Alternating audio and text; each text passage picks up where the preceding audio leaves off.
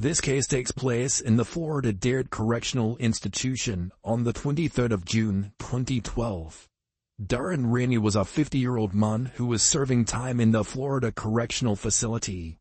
It was in August of 2011 that Darren was sentenced and was given a 2-year sentence for a minor non-violent illegal substance charge. Darren was seen as a decent inmate who didn't cause too much trouble. He was a religious man who would often sit in his cell and read his Quran. Although Darren was suffering with chronic and severe mental health issues, notably schizophrenia, he was prone to having episodes but was taking some medication to counteract them. As a result of his condition, Darren was held in the inpatient care unit and was kept under supervision. Darren was going to be released in July of 2012, but unfortunately, this would never happen. In June of 2012, prison guards took Darren's Quran from him and they threw it away. This caused Darren's mental health to decline, and he became increasingly irritated. Many of the guards noted that after this incident occurred, his behavior changed. On the 23rd of June at 7:30 p.m., Darren was in his cell. A correctional officer named Ronald Clark came by to check on him. He found Darren smearing feces all over his cell and body. Ronald reported this to his senior, Sergeant John Fanfan, who instructed Ronald to take Darren to the showers so he could clean himself before bed. Here on the CCTV, we can see Ronald escorting Darren to the showers. One of the showers on the second floor of the inpatient unit was altered and allowed the correctional officers to control the water and the water temperature on the outside. The taps were located in the janitor's closet next to the shower room, not the shower itself. The shower was 3 foot by 9 foot in size. Officers could control the temperature so the water could be either scalding hot or ice cold. Instead of following procedure, Ronald escorted Darren past 2 shower units to the altered one on the second floor. He was released from his handcuffs and told to thoroughly clean himself. He was then locked in the shower. Showers on the inpatient units at this facility are single-person cells that are locked from the outside. Once placed inside, inmates cannot leave the shower unless released by the officers. Ronald then went to grab some soap from one of the inmates, a man named Harold Hamstead. He returned and passed the soap to Darren. Darren would remark that he did not want to clean himself. According to Ronald, he didn't acknowledge what was said. He locked Darren in the shower, turned on the water, and left. 2 hours later, at 9:30 p.m., Sergeant Fanfan decided that it was time to remove Darren from the shower. Ronald was ordered to make his way there. He turned off the water from the outside and opened the door to find Darren lying face up unconscious. He shouted for some help and prison guards checked his pulse and realized that Darren was no longer breathing. CPR was attempted, but to no avail. Ronald, along with another correctional officer, Cornelius Thompson, picked Darren's body up and brought him over to a stretcher. As they were doing this, they noticed how Darren's skin began to loosen, peel, and was coming off in clumps. His body appeared to be extremely burned. Darren was carried on the stretcher over to the prison's medical center and given some medical treatment, but their efforts proved to be unsuccessful. Darren was pronounced dead at 10:07 p.m. So, what exactly happened? The following day, on the 24th of June, the MDPD crime scene unit arrived at the facility to conduct an investigation as to how Darren died under their supervision. The correctional officers were questioned, and they gave their version of events, which is the story I have told so far. Photographs were taken of Darren's body, and these images are available online. But be warned, they are incredibly easy to find. Even searching his name can bring them up. If you are squeamish, be careful when searching, as the images are incredibly distressing. The investigators noted that it seemed that Darren's body had suffered serious burns whilst in the shower.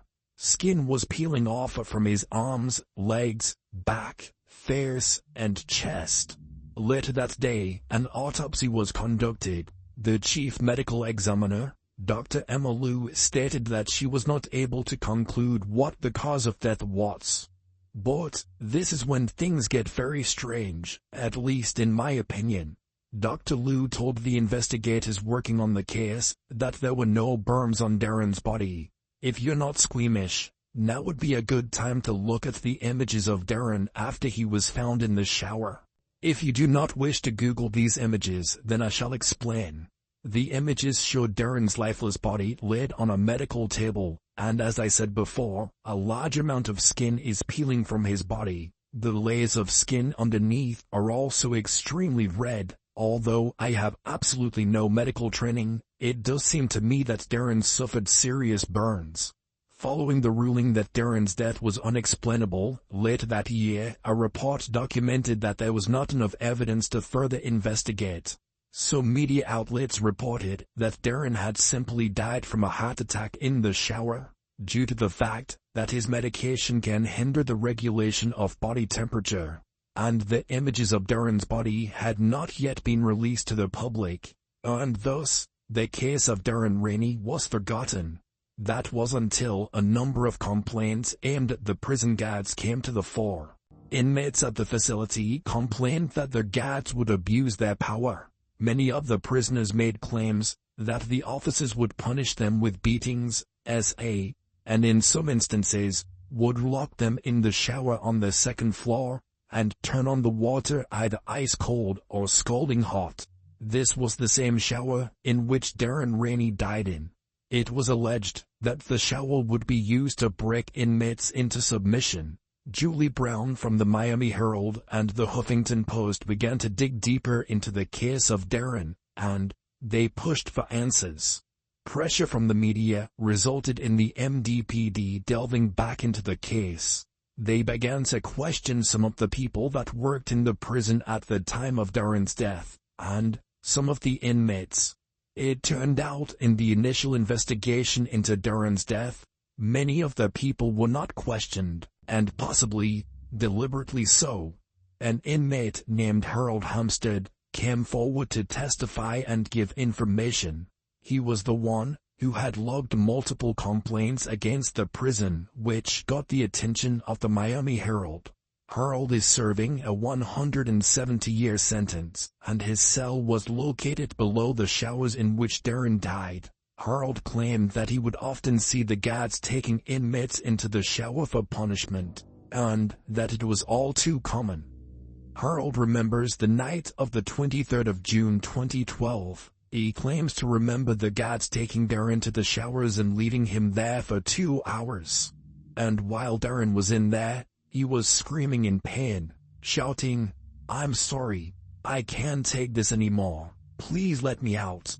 A number of other prisoners also came forward with the same story. They had heard or seen the abuse, and that on the 23rd of June, they too had heard Darren screaming in pain, and recall the guards ignoring those pleas for help and compassion. In 2013, an inmate named Mark Joyner sent a letter to a prisoners' rights organization.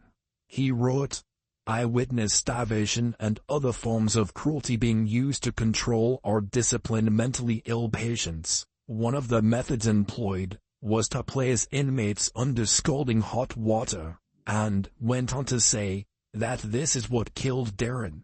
He said, "If I'm interviewed, I'll prove to law enforcement that this was intentional." Yet, nothing was done. When the case came to the light again in 2014, Mark was questioned. He stated that he saw Darren being taken to the showers, and heard him scream out in pain, complaining that the water was too hot, and begged to be let out. Mark told the investigators that the following morning, he was forced to clean the showers in which Darren had been killed in. He recalled seeing chunks of flesh that would have belonged to Darren, and a lot of the inmates recalled hearing Darren screaming in pain that night. Following this, former employees of the prison soon came forward, and stated that they too had seen and heard prisoners being tormented. They corroborated the stories that the prisoners had told, and these people were reliable witnesses. being medical and mental health professionals. One of the nurses that had tried to resuscitate Darren claimed that his body had been warm to the touch, and that his body temperature had exceeded 102 degrees Fahrenheit, which is 39 Celsius. The nurses also wrote in their report that Darren had suffered significant burns to his body. This was also backed up by a paramedic who attended the scene, who also claimed that Darren's skin was burned. Prison officials tested the temperature of the water from the shower where Darren was locked into, and the test concluded that the water could reach temperatures of 160 degrees Fahrenheit, which is 71 degrees C. This temperature is capable of causing burns. In fact, when they were testing the water, it splashed back on one of the people. They stated the water was hot enough to cause them pain. In 2016, Dr. Emma Liu finally published the finalized version of their autopsy report, and the death of Darren Rainey was ruled as accidental. She put down the cause of death to Darren's medication that he was taking for his mental health issues and his heart disease. Dr. Liu stated that the death of Darren was not due to the correctional officers, and made little mention of his skin, putting the skin slippage down to decomposition and not burns. And then in 2017, the state attorney Catherine Rundle and her office created a 101-page report. This report backed up that Darren's death was accidental and had nothing to do with the correctional officers. It was in 2017 that the photographs of Darren's body were released to the public. Despite the witnesses and the photographic evidence, the official ruling was that the death was accidental. A number of forensic experts spoke to the Miami Herald about Dr. Liu's findings regarding the autopsy, and they strongly disagreed with her findings. They believe that Darren had indeed been burned. They found her explanation of skin slippage due to decomposition preposterous. In my opinion, the guards did indeed take Darren to that shower to punish him, hence why they walked past 2 showers to that one. This case has to be one of the strangest I have come across, and sadly to this day, no one has been held responsible for what happened to Darren. In fact, a couple of the correctional officers were given promotions. There were 4 officers that were deemed to be responsible for what happened to Darren, and it stated officially that Sergeant John Fanthan, Cornelius Thompson, Ronald Clark, and Edwina Williams did not act with premeditation, malice, hatred, or evil intent.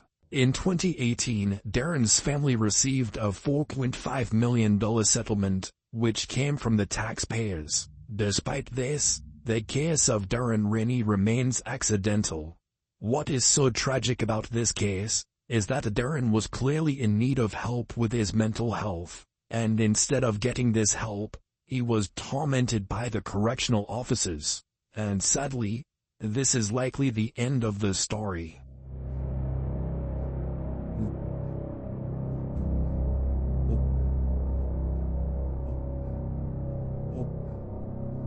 Cool.